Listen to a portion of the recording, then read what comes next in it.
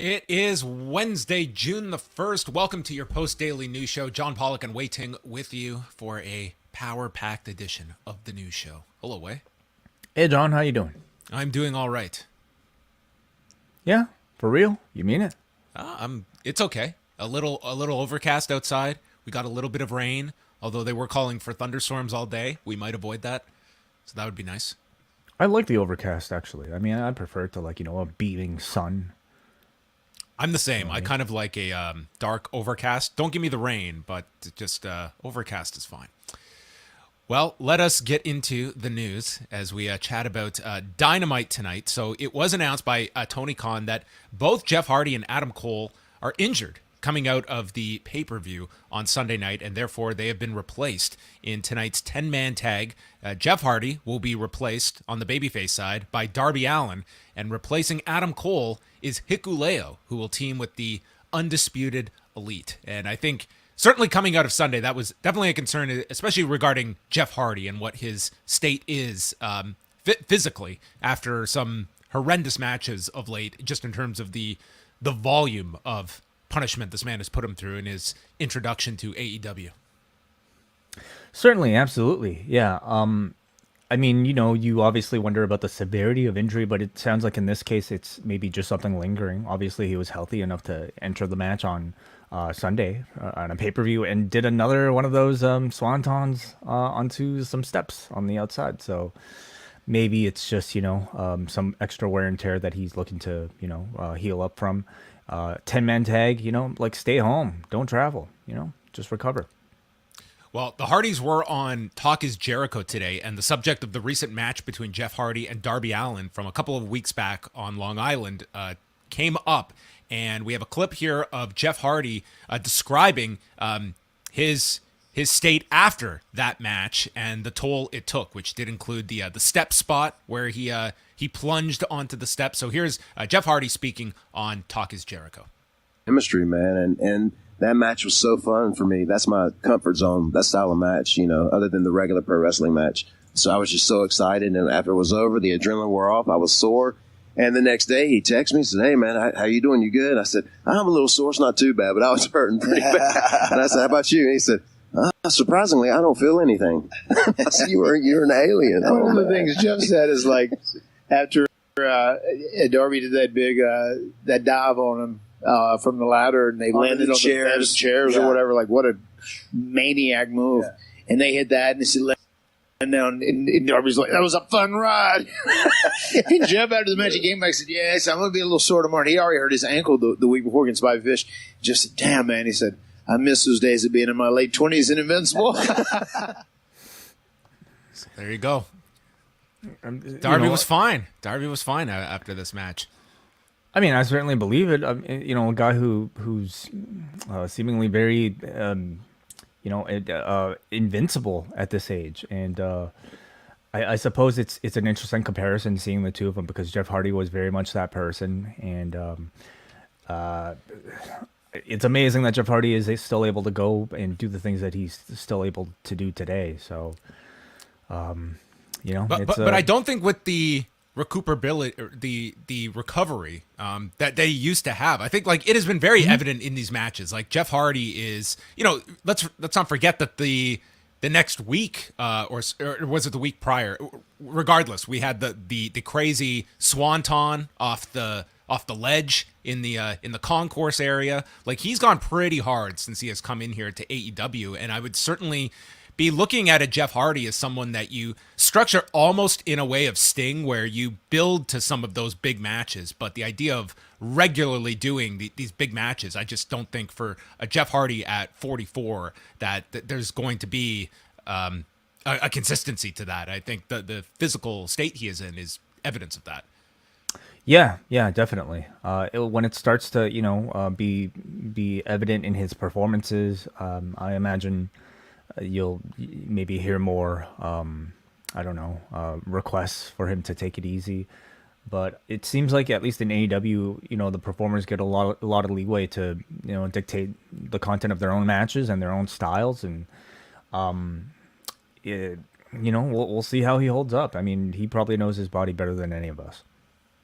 WWE and A&E, they had announced their expanded partnership earlier this year, a multi-year expansion, and this was going to include new episodes of A&E's biography series that they had covered several subjects of last year, continuation of that, as well as the introduction of a new series called WWE Rivals, and then an after show reacting to the episodes called Smack Talk. So on Wednesday, they put out a trailer and listing a return for July the 10th. So for X amount of weeks, they are going to be having 3.5 hours of new original content on A&E, starting at 8 Eastern on July the 10th, with a biography on The Undertaker. In addition to that, they are going to be doing episodes dedicated to, as I pull up the list here, Edge, Bill Goldberg, Kurt Angle, Lex Luger, DX, Rey Mysterio, the Bella Twins, and one episode on WrestleMania 1. Not listed in here was the Dusty Rhodes one, which we know is happening because Cody Rhodes had stated when he first came back that he would be holding a producer role on that episode. So maybe that will be a future release, but not listed here in the initial batch. Then, so that same night, they will launch this new season or this new series called WWE Rivals, which from the press release, actor and former WWE writer Freddie Prinze Jr. leads a roundtable discussion of WWE luminaries to delve into the storylines and dynamic characters behind the epic battles that built the WWE. Each 1-hour episode features archival footage from WWE's library, as well as interviews with the legends involved and the superstars that watch these rivalries unfold. Rivalries featured this season will include Steve Austin versus The Rock, Bret Hart versus Shawn Michaels, The Undertaker versus Kane, John Cena versus Edge, and the Monday Night Wars between WCW and WWE. And if that is not enough for you on a Sunday night, that will be followed by a WWE Smack Talk Roundtable show with Peter Rosenberg, Booker T, and Jackie Redmond, a half-hour after show breaking down the biggest moments from each Sunday episode of Biography and Rivals, as well as new information that didn't make the cut. Booker, Peter, and Jackie will welcome WWE legends, current stars, and other celebrity guests to further discuss the night's events. So this does fill a necessary hole in people's weekly schedules when it comes to wrestling intake, that you now have 3.5 hours in addition to this. But I would say like the biography episodes got like mixed reviews last year's. I think some were well done, others not. And first of all, Wai, how compelling is any of this content to you? Well, I mean, looking at the list, I think, a name that certainly stands out, and even seeing him in that little trailer there, is Lex Luger, somebody who I think for years has been sort of out of the professional wrestling spotlight, and not somebody that has even been discussed for like a Hall of Fame, for instance. And we know he's had his health struggles, so I look forward to being updated on his story and actually seeing him speak on camera. So that's probably the one that I'm most interested in. The rest of them, much like just on the Luger front, I would imagine, because they had introduced that Icons biography series WWE had done internally, and Luger was going to be one. I would imagine that was the reason they withheld that, and it's going to be repurposed for this. But I would agree. I think that has the potential to be a very good one. Yeah, and that's speaking more as somebody who follows this day in and day out and has probably at least seen or heard of most of the stories that are there already. The rest of them, I mean, for the most part, they're focused on names that we know a lot about already as the hardcore fan. But much like Drive to Survive, much like any of these biography series, they're not really for us. They might appeal to a lot of us, but I think for the most part, they are there to cater to an audience that might be lapsed and no longer watching Raw or SmackDown. They're certainly not, watching Dark Side of the Ring or reading Observer, biographies on various people. They're there to, appeal to the fan who maybe used to watch wrestling at a time and hasn't really checked in quite a while. And beyond that, of course, it's, extra money for the WWE for extra content. Yeah, just looking at the numbers from last season, so there were 8 episodes that they released. The high point was the Steve Austin episode, which kicked things off with 1,062,000 viewers. And, generally after that, they ranged from, I think the lowest they hit was 518,000 for Mick Foley, which was a night that aired the same night as Double or Nothing. So you had like 5 to 800,000 was kind of your range for the others. So just putting into perspective, these episodes are going to be more watched than NXT, for instance, on A&E.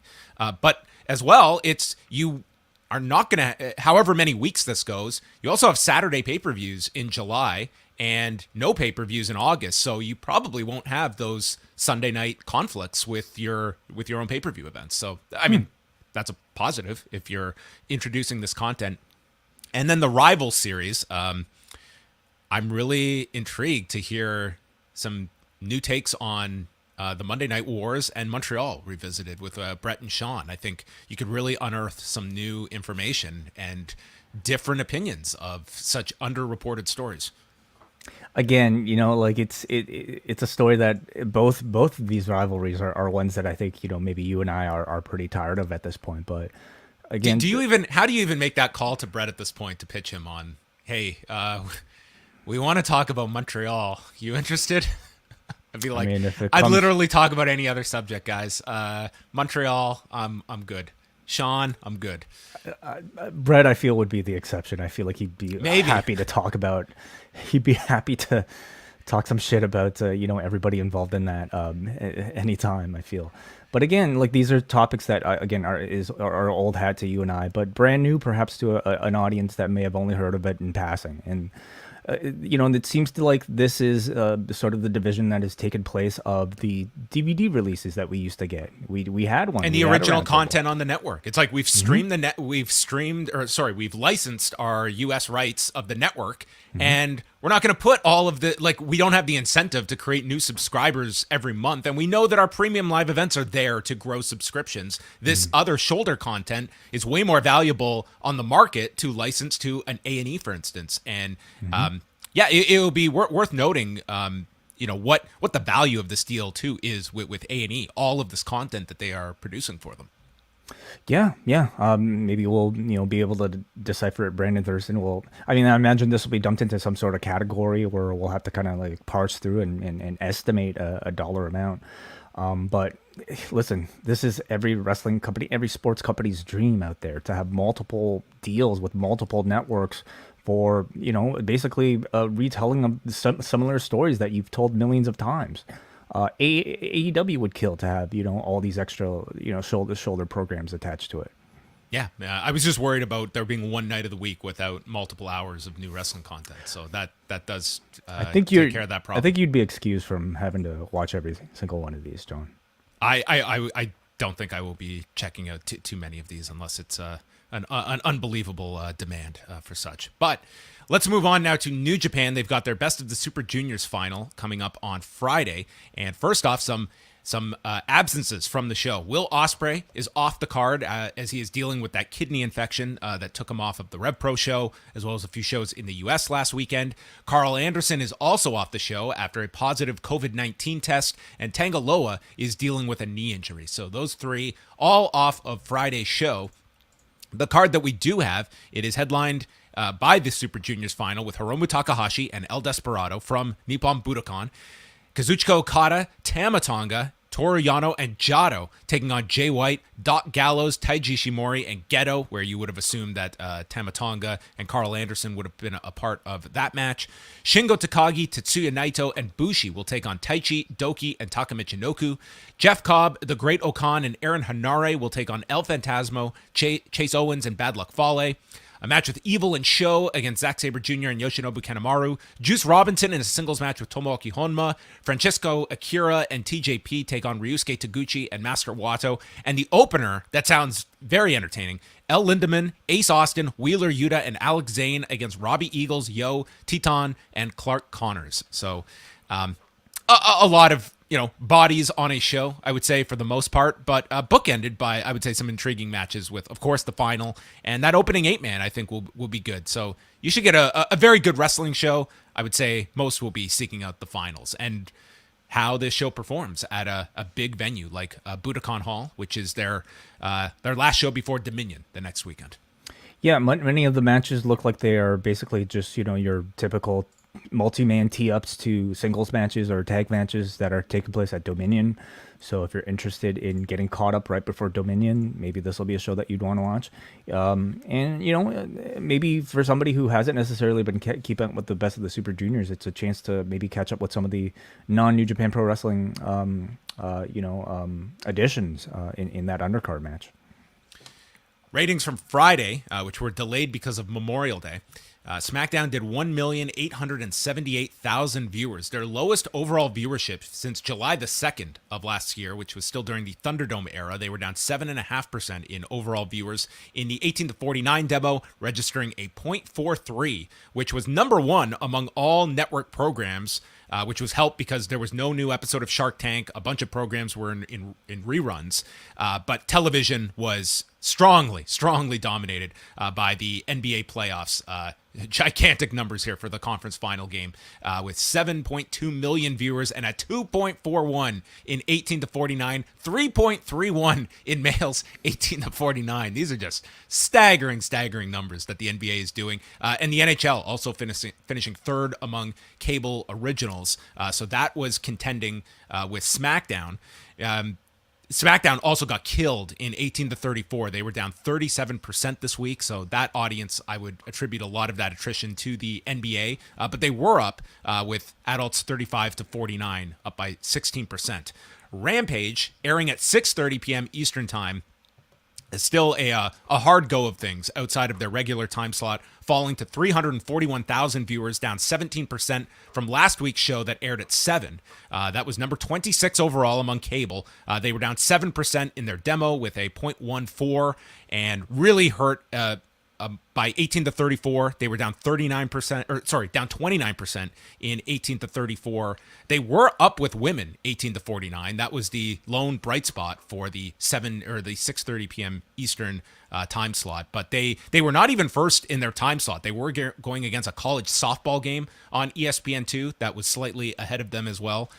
But we will see what the bounce back is, if any, on Friday night. I mean, there will obviously be some bounce back, but will it be to preemption numbers for Rampage this Friday with a live episode, but they are back at 10 Eastern. And both tonight they have no NBA and no NHL to deal with as well. So Dynamite is poised to do a very good number, but Rampage will be interesting on Friday after 4 weeks of bouncing around the schedule. Yeah, with it being a live edition in a new market, no less. You know, I think it'll be interesting to see how stacked of a show Tony Khan makes the card for Friday. I think it has to have something big with the Bucks on Friday. Like this is very much positioned as their homecoming. I would think that they are a big part of Friday's show that they would set up tonight. Yeah, I will say, you know, over the previous weeks with it bouncing from time slot to time slot, I think one of the bad things is that it's sort of reinforced the idea to the average AEW fan that Rampage has been a pretty skippable show. You could have missed all those shows, or you could have caught up through highlights on Twitter or, I don't know, Reddit or something like that, and you would have been fine. And they probably have to change that perception, and it starts tonight, this week, I mean. Yeah, it's a big show tonight from the Forum. Over 13,000 tickets out for their debut at the Forum. And we have the aforementioned 10-man tag. They have also announced Jon Moxley against Daniel Garcia and a tag match with Dr. Britt Baker and Jamie Hayter taking on Ruby Soho and Tony Storm. Probably a bunch of announcements to come in the coming hours leading into Dynamite tonight. But as of now, like it sounds like a big show, and I would say most are just looking at the fallout from Double or Nothing, and probably questions too about MJF and what kind of portrayal there will be, if any, of MJF on the show, and that curiosity, how impactful that really is beyond sort of those that are already, you know, locked in Dynamite viewers, for instance. Yeah, and let's also not forget that this is supposed to be a show where the Warner executives will be present, and supposedly the big party that'll be held by Turner sorry, I keep saying Turner.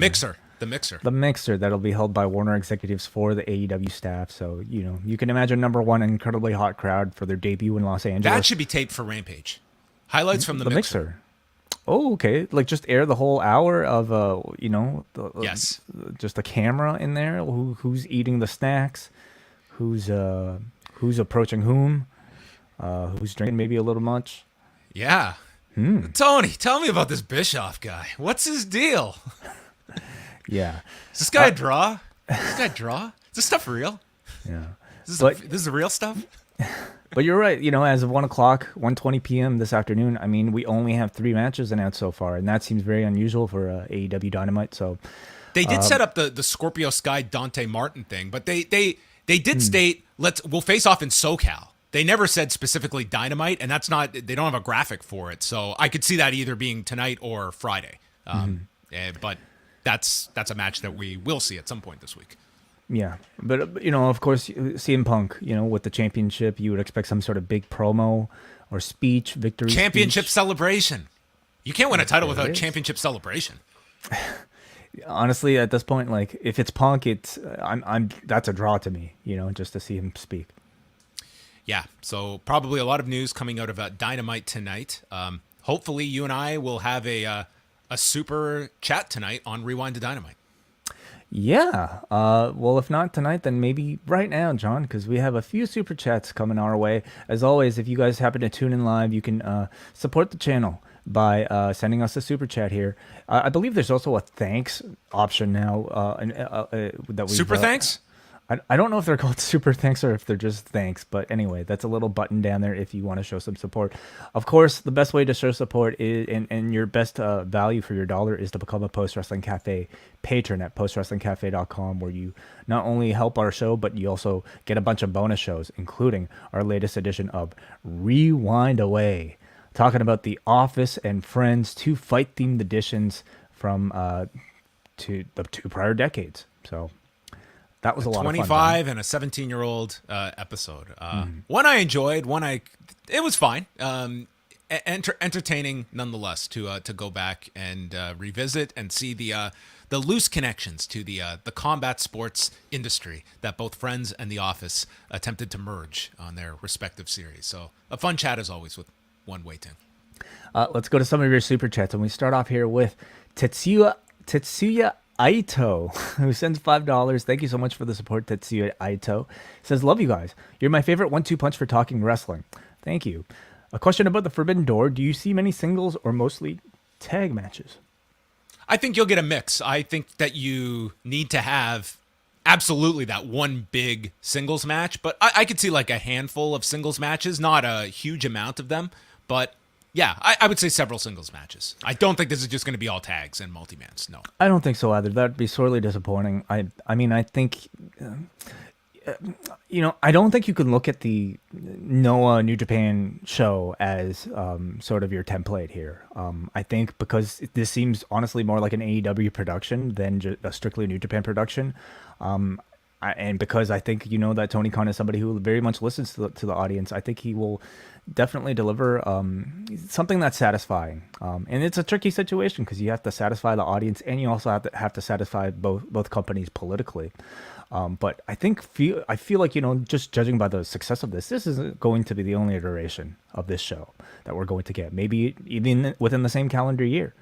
So I think for that reason, you can afford some singles losses. You can afford some significant, results here if you're going to run it back and maybe.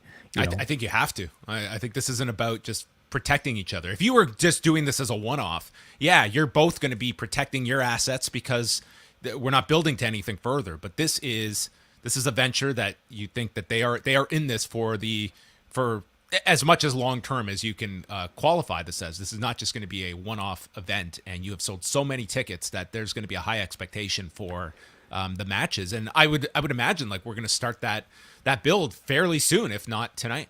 I would have to think it starts tonight. I mean, that is their next big show. It's not that. This is the quickest turnaround AEW has ever had for a pay-per-view. They're in the home of the LA Dojo, That's right. Yeah, that's right. I think we have to expect some involvement tonight. When is this Best of the Super Juniors show? Friday morning. Friday. Okay, so I mean that's still plenty of time, to fly over and whatnot. So, but yeah, okay, we shall await that. Tetsuya Aito, thank you for the super chat. We go to M. Darrett, who sends $5. He says, "Geez, I wish WWE would spend less time reliving the past and actually create some new stars. They've wasted so much top talent the last few years." I think he's saying that in response to the documentaries that are being put out. I mean, it is something that always comes up when you see, some of these licensing deals and who they market as their biggest stars. They're typically the ones from a generation, if not 2 generations removed from the current fan base.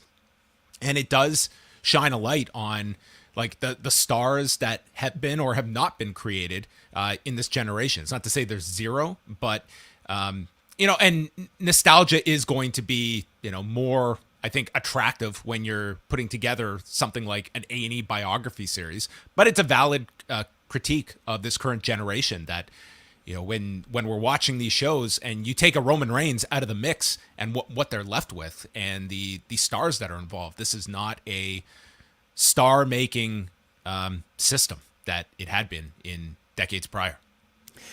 Yeah. Certainly, it's one of the chief complaints we have about modern day WWE. But what will the A&E biography lineup look like in 2040? Okay, 2040. Okay. Well, like, are we going to get a Drew McIntyre biography? Are we going to get a Madcap Moss biography? You will not. I mean, those are terrible choices, John. But you'll definitely get one of Roman Reigns. I think you can get one of Becky Lynch. You can get one of Sasha Banks, if she continues her run here with the company. There are still stars being made, It just maybe in comparison to the Attitude Era, maybe seems less abundant, but there are. All right. We'll go up next to Keyshawn Amorale, who sends $10. Thank you for the support, Keyshawn. He says, if you do a Punk heel turn, would you do the Page rematch sooner, sometime in the summer, and use that match as the turn? I want to see how they go with things. I think the idea of Page having to really work his way back to this and Punk just avoiding this, and that kind of leads to the full turn of like, what is this guy's motivation to not give this guy an immediate rematch? If you're going to do that rematch, I would not be taking the title off of Punk. And does a second loss for Page further this story beyond where we already are after the one loss? Like, this loss should already be detrimental for Page. Does a second one, if it enhances the story, okay. But if it's just to do it again and give him a second loss, I would want to be, I would want to save those losses for Hangman. And I think you already have something now coming off of this that could prolong a rematch down the road to when it means a lot more than just doing it as a reaction to this title loss. Mm-hmm. Yeah, I think so much of it honestly depends on the story that they want to tell with either character. Mm-hmm. We talked about the idea of possibly having Punk turn heel, but not turning him right away because I think there's still there's legs in him as just freshly new champion and the lineup of opponents that he has that you'd be giving up by just doing a quick turn right away. So let him have that babyface run, have him go through all the baby faces, and then he can face some of the heels. But if Keyshawn is suggesting that maybe the Page match, the Page rematch itself might be, the time where Punk might actually cheat, for instance, and turn heel, I think that's a solid idea. But again, so much of it depends on the stories that they want to tell. Yeah, and you've introduced like that Page when he was at that crossroads to use the title or not, he opted not to. And that is a great spot if they do if Page is told that Punk says, listen, I was not gifted any title shot when I came here, and I don't think you should be gifted with a rematch automatically. You have to go through the same gauntlet I did, and you're left as the viewer to decide, is this guy being forthright in this obstacle he's putting in front of Hangman, or is he avoiding the rematch? And you have that drama, and when the rematch finally comes, and then Punk takes the opportunity and clocks him with the belt. Like, that's a great callback, and it solidifies the turn at that point. But that could be months down the road. Yeah. I'm very curious, like, if we get any more follow-up on the story and the promo that Page cut last week, referring to Punk, voicing perhaps, his advocacy for workers' rights and then not living up to that backstage.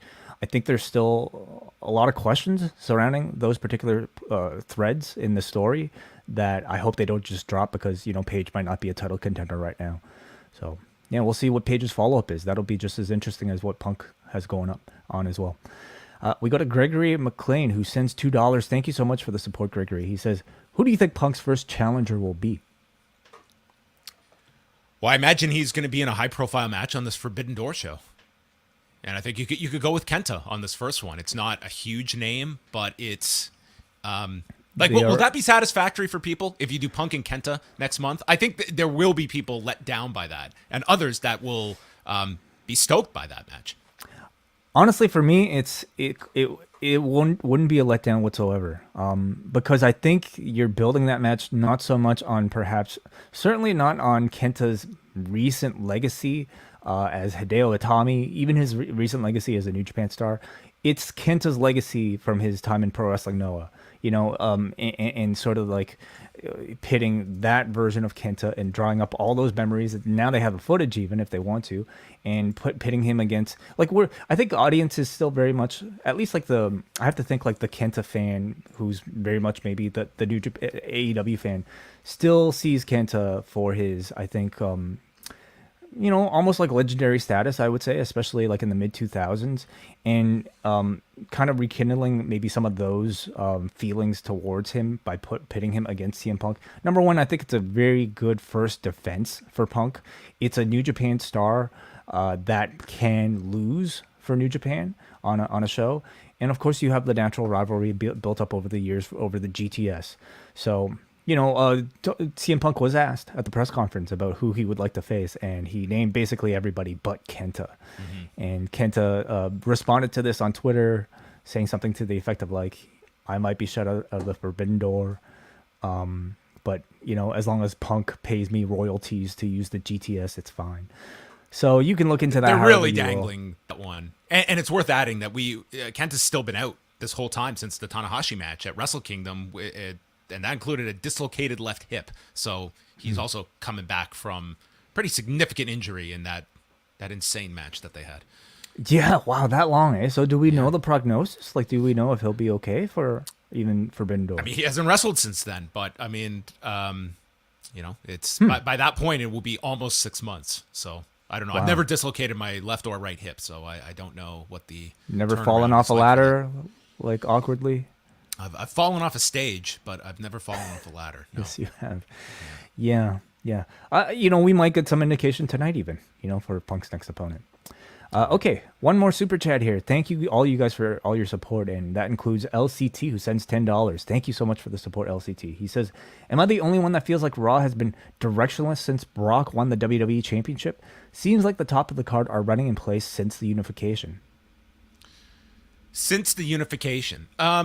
I mean, in the absence of a championship, I would say that the show has more so been reliant upon Cody Rhodes as the top star. I think that there has been there's been some interesting stuff on Raw. But yeah, I think that there is certainly that lack of a championship that hurts. But I would say I'm not opposed either to the idea of having one big championship, and that's going to be a byproduct of having two separate shows. Is that and you have a champion that is now being featured less than he was prior. But Raw is, I mean, it's a slog going through 3 hours. But I wouldn't completely just paint it all as directionless.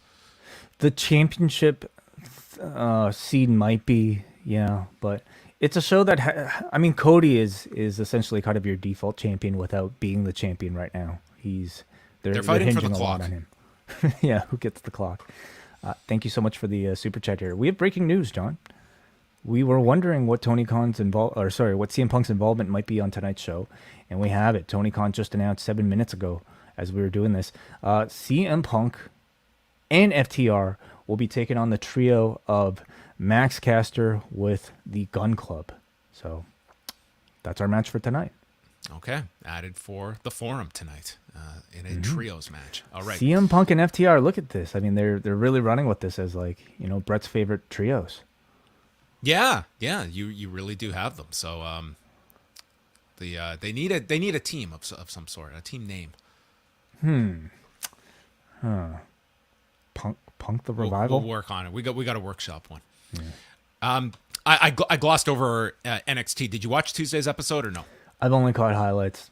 Okay, we don't have to go through it. But Chase U has a new attendee for the fall. Yes, a big decision. Shocking. She turned down.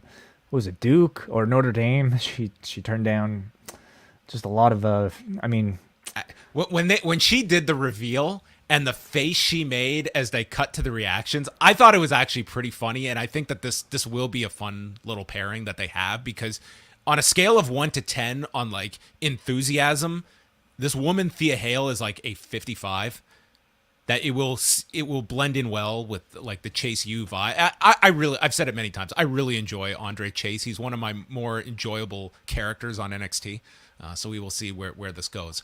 Also, on that note, I thought that the video packages that they did for Roxanne Perez and Tiffany Stratton were very good. And this is one where they advertised it during the day that the finals would take place, but then opted to push them off by a week, which I think was the better call. I thought both video packages, you could not present two further distinct characters that grew up completely different from one another. Tiffany Stratton is great as this character. You may not enjoy it, but she plays it tremendously well. Mm-hmm. Roxanne Perez makes you feel like the oldest person in the world as she's talking about her upbringing. And while my friends were watching Stranger Things, I was busy watching Paige and Nikki Bella. I was like, dude, Stranger Things is like part of your childhood now. This is crazy. And taking a bus 10 hours each way to Booker T's school. It's like, holy Christ, that's like, hours. How's that possible? Were you doing this in the same day? Like, I mean, I guess you're sleeping on the bus. Yeah, like, what the fuck? Like, 10 hours like there. 10 hours there. Okay, let's do the math here. This sounded like Hulk Hogan describing when he would actually be working more days than there were in the actual calendar year because of the date line between here and Japan, and like Hulk Hogan math, which is way more confusing than Scott Steiner math. So 10 hours, like, I mean, we're assuming she's sleeping on the bus, okay? So okay, fine, you sleep your 10 hours on the bus. You get there, you train for your class, which is how long would you say? 2, 3, 4 hours, maybe? Sure. And then you take the bus back, and that's your 24 hours of a day. I mean, what time do you have? Maybe she stayed games? over in Houston. Maybe she stayed over. But I mean, that's like your life is training at that point. Like, there's no school involved in this equation. Well, maybe she's a heel. You know, maybe this is the Hulk Hogan gimmick where she just lies through her teeth.